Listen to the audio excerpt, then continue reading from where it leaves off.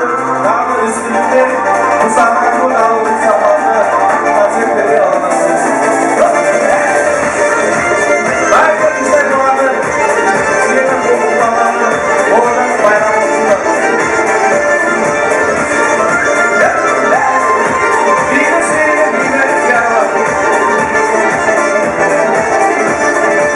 sızlanır aslında sabahlar yüreği, yaşın sana bilese, sevdim ama yüreği, ortalıklar olur, biz yine girmeyse, geçirseniz bile, kaderim gidilmese, ortalıklar olur, biz yine girmeyse, geçirseniz bile, kaderim gidilmeyse.